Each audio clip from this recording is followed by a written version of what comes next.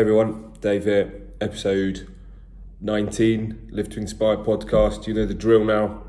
I'm just going for a one-take wonder here, so if it goes wrong, you know that's why. So last night, didn't sleep too good.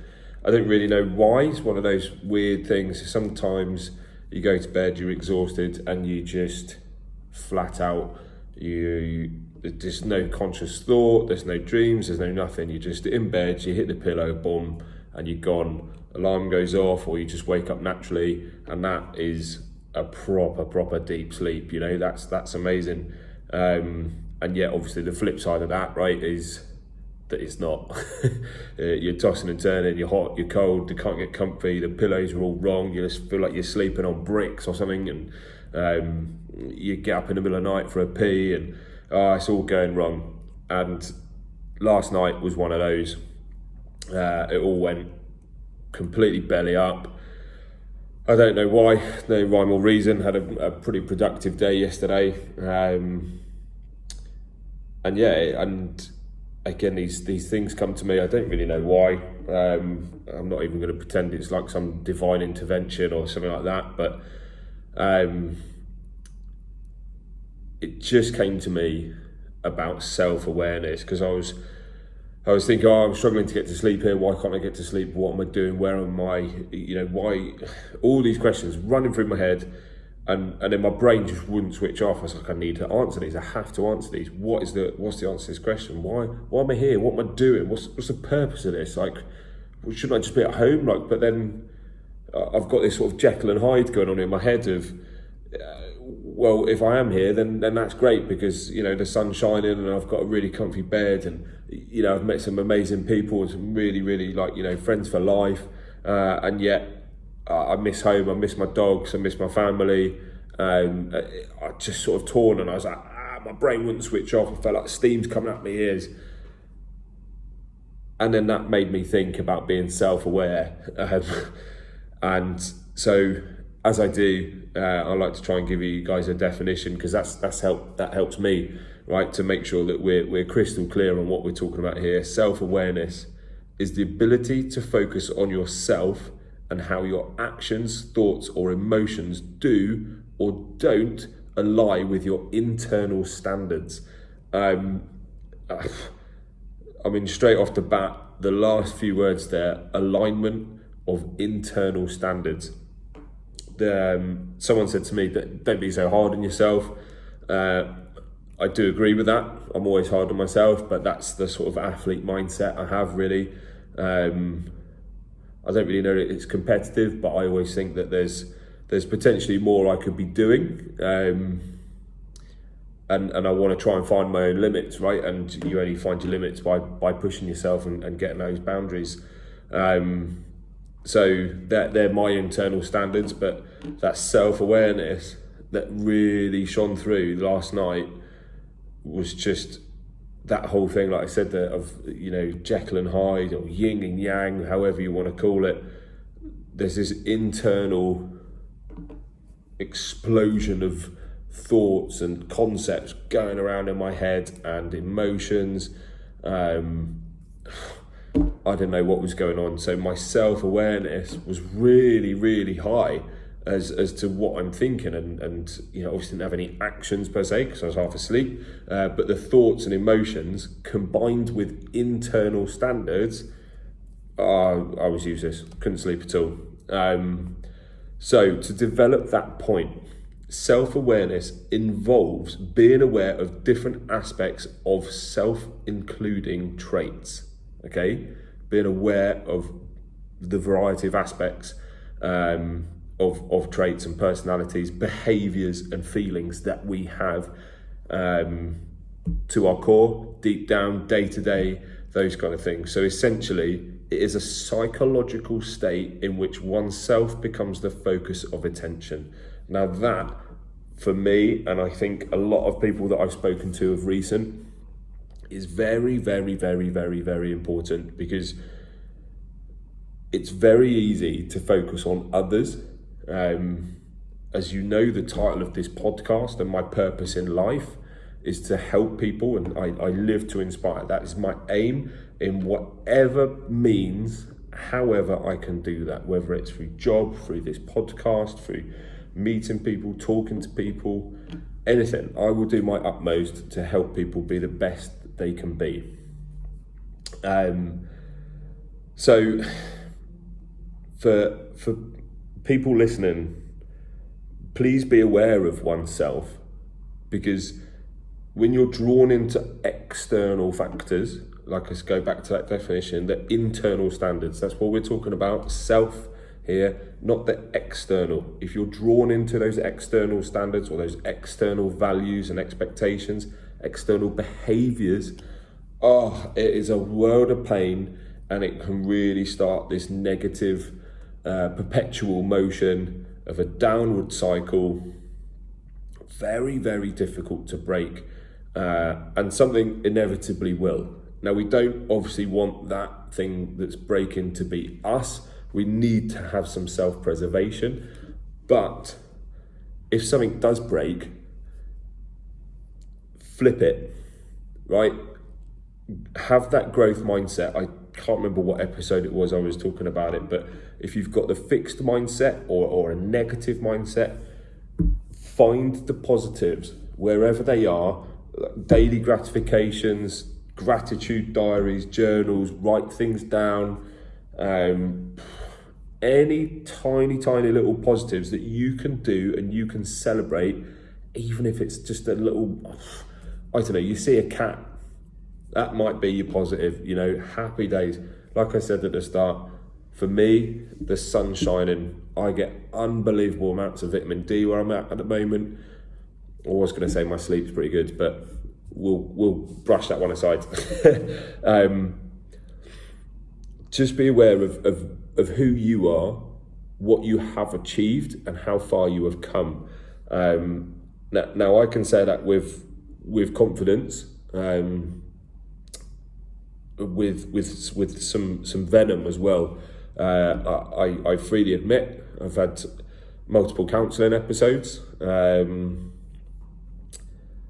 It's been a tough road for the last getting on 3 years now, and things, external factors, external emotions and actions did take over, and it very, very nearly broke me.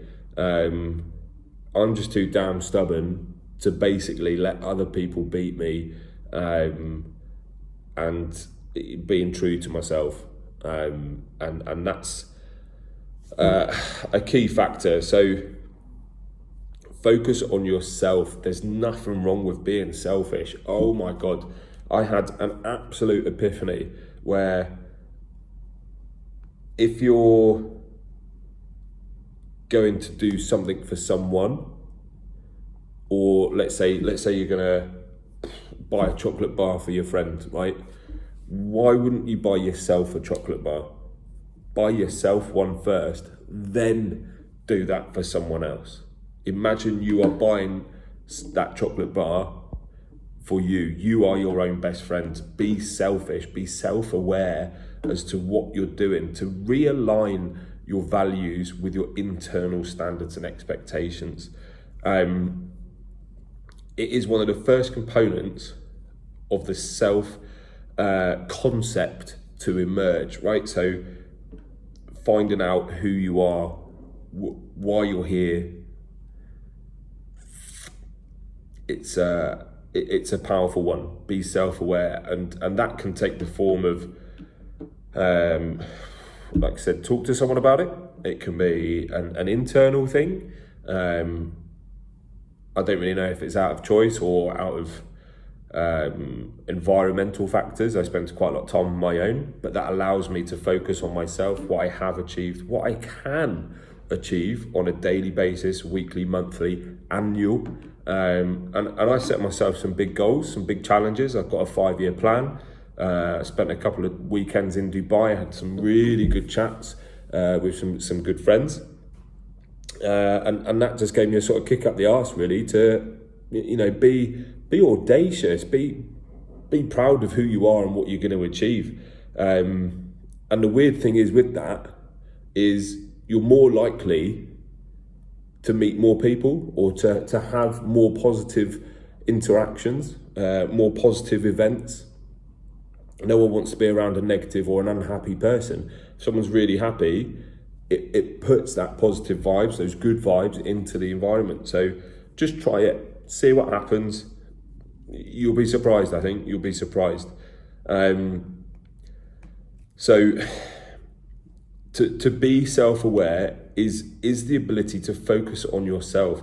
I appreciate a lot of people will find that difficult. I found it difficult in the past, and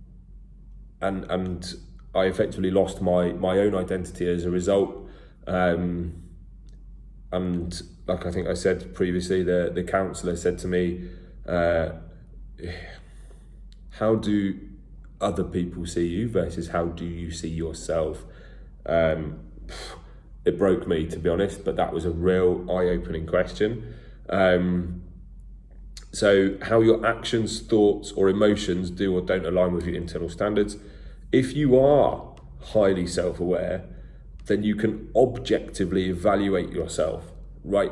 And this is where the sort of next level of awareness, that's what we're talking about, a next level of awareness comes in that if you are effectively hypersensitive to emotions, behaviors, thoughts, actions, those things that happen that you ultimately are doing, you're hypersensitive to them, you can evaluate them. So then it's a hard process, and you have to be, I find, brutally honest with yourself to manage your emotions that then realign with your behavior, values, and your internal standards, so that you can correctly understand the perspective or perceptions that others have, and also the perception that you have of yourself, right? It's a bit of a strange one, I do appreciate it, but again, I found myself doing this more and more recently. I do believe there is a strong relationship with self-awareness, hypersensitivity to emotions, and emotional quotient. Throw in a little bit of resilience as well for good measure, and I think you've got yourself a healthy meal there. So yeah, I found myself almost caught short. Rugby training, I sort of snapped and I didn't know what was going on. I drove home, I was crying all the way home. I sat down in the shower, I was still crying. I didn't know what was going on. My emotions and my behaviours were completely out of character. And it was only because of my hypersensitivity and self-awareness that I was able to effectively stop myself and say, right, this is totally out of character. It's like an out-of-body experience. Stop yourself, step out of that environment, look at yourself from the outside in, see what's going on. What are you doing? Why are you doing it? Like, there's no reason for it. Any sort of, negative emotions or negative behaviors that are the result of other people or misinterpretations, a challenging perspective of others, why would you want to give that any mental energy? To me, that is absolutely ludicrous. If that's someone else's perspective or opinion or behavior, that's their choice of emotion and action. Nothing you can do about it. There's nothing you can do about it. And again, I have to remind myself, and my internal voice, I have to remind myself of that you know what, like, what can you do about it? It happens a lot with people at work. It's good days, it's bad days. Sometimes people are really helpful. Sometimes they're just dicks. And you know what can you do about it? If someone is being an idiot at work, okay, it's probably going to cause you some more aggravation and stress, but you can control that stress level. And you can do things about it. You cannot do anything about other people's emotions or behaviour. So just have a moment to yourself. Try and see if you are self-aware. Are you minimal? You know, I'm in a room, I'm sat here, I'm talking to my phone.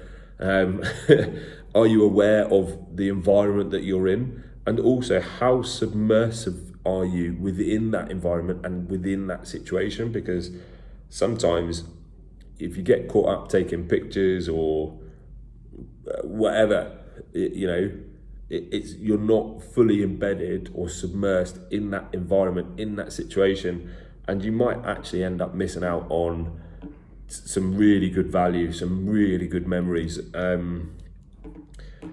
So yeah, I appreciate it's a bit of a strange one, but it's I don't know, it's something that really sort of stuck with me and almost triggered me in a way, it's almost like a reminder, a sort of reiteration. You read these things in books and you go, oh yeah, I remember that, I do know that, and it's just a little reminder. Just check in with yourself. I know it's been Mental Health Awareness Week and all that stuff. I didn't believe any of those things. Black History Month, why would you give only a month for Black History? Women's Day, irrelevant. Like, everyone's equal. Just Mental Health Awareness Week, day, I don't know what it is. Just check in with people, be nice to people. So as always, remember, we will get there, if not immediately, eventually. Take care, stay strong. I'll catch you soon.